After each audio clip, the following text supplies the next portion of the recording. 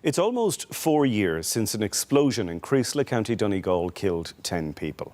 Since then, several arrests have been made and a file is now with the DPP. But the families of the victims are frustrated at how long it's taking to get answers about what happened. Those families travelled to Leinster House this week, repeating their call for a public inquiry. Our policy and analysis correspondent Louise Byrne spoke with Jessica Gallagher, whose sister Jessica was killed in the explosion. Jessica, who was 24 years old, was with her boyfriend in a flat above the petrol station when the blast occurred. This was taken at our sister Lisa's wedding. She made the dress because she couldn't find a dress that she liked. So in true Jessica fashion, she sewed it and put it together. She was amazing. She had an eye for, if she could see me now, she'd be giving out about my choice of clothes. Like every time I go to put something on, I can hear her voice in my head being like, "You're too short for that. That colour doesn't suit you." Do you know, like those things stick. And she means it in the best possible way because she wants everything to be so exact and perfect. She was amazing. She was an amazing person. She was a battle axe. She would have fought with anybody if she was completely opinionated and had no fear. Jessica wasn't scared to have a difficult conversation. She wasn't scared to say, "No, actually, that's wrong," or she's very much so into like the environment and human rights and all that kind of stuff. So it's really unfair that she's dead. It's really, really unfair. She had so much to offer the world. I was actually on the phone to her like 20 minutes before the explosion happened. She's like, "I love you," I speak to you later. She's like, "Love you, bye." And that was, I think, other than Connor, I was probably the last person to speak to her.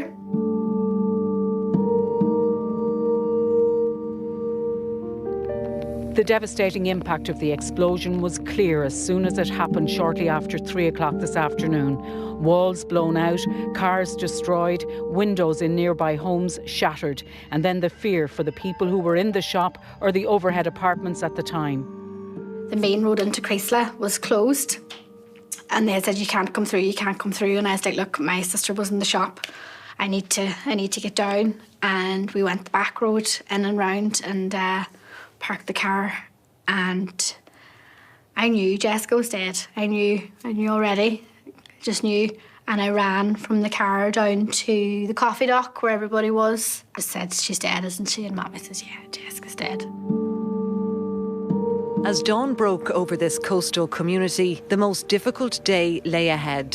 At 11 o'clock this morning, the first of the funerals got underway, and side by side the people of Creeslough stood as the remains of 24-year-old fashion designer Jessica Gallagher were brought to her local church. You have something there in your arm that yeah, helped? I have Jessica's funeral flowers. We had thistles and lavender in her wreath for the top of the coffin. There's a lot of guilt, like, that I am alive and she's not. She had so much to offer the world, and it's very unfair that she's not here anymore. Do you know how or why your sister Jessica died? No. We know it was confirmed for us that it was a gas explosion, so that has been confirmed. I know that Jessica died instantly, but that doesn't really answer any questions, does it? It doesn't really tell us, like, why did this happen?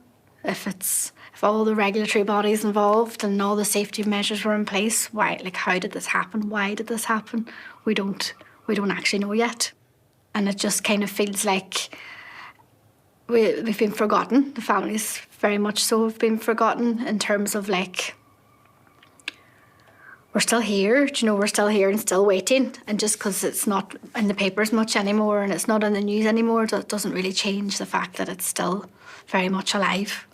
We believe that a public inquiry is necessary to get to the bottom of what happened without any outside influence or any sway from anybody.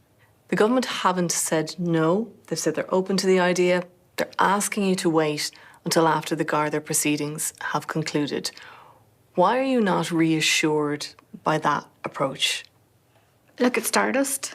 Look at the people in Stardust. They waited 40, I'm bad with numbers, 46 years, 45 years. They waited a lifetime to find out what happened and why. I don't trust the government when they say wait and see. We're no really further forward, other than a couple of meetings with the Gardaí who have been very good. They've given us a couple of very small bits of information, but we're not really any further forward. So how long are we expected to wait? So like 10 years, 15 years, 20 years? I mean, all of the advice I've received down through the years has been, particularly AG advice more generally, has been that inquiries could ultimately compromise criminal investigations. But again, we are open to an inquiry. If I'm understanding what he's saying correctly, he's saying it can't run. The current Taoiseach's saying it can't. Well, that's not true, because the last Garda head person said that it can. And in other instances, it has. Grenfell it did, but it has happened in the past. So I don't see why it can't happen now. I don't understand how they expect us to just quietly wait and just wait and see what happens. And this could have been anybody. Like, every wee village in Ireland has a petrol station with flats above it. Like, that's really normal. If it can happen here, it can happen anywhere. It can happen anywhere in Ireland. It could be anybody. And if the regulation was followed and everything was done correctly and this still happened, then we need to look at changing the law. There needs to be different laws in place, but that feels like a monumentous task. See, there's no answers. There's no reason. Like, why? Why did this happen? Like, what is the reason that Jessica's in Doe Graveyard beside my gran and grand at 24? Like, why? What is the reason? We don't know. We are welcoming again families who lost loved ones in the explosion in Creeslough. How do you feel standing outside Leinster House, the bank of cameras, doing this interview? How do you feel having to do that? I hate it. I hate it. I absolutely hate speaking to the press, no offence. I hate appearing in Leinster House. This is not my bag. And I think it's quite re-traumatising for quite a lot of the families. But at the same time, somebody has to speak for Jessica. If Jessica was here, she'd be chained to a lamppost with a placard. She would have kicked up far more of a stink than I'm able to kick up. She would have raised hell. She was just about to start a job as a fashion designer. You must think all the time about what she has missed out on over the past almost 4 years. Like, I have her laptop now, and I found a list. She'd written a list of all the places that she wanted to go. And I was just looking to put something on the notes, and I opened the notes and there it was, and it was just like an absolute kick to the stomach. You know, she didn't get to visit those places. She didn't get to see those things.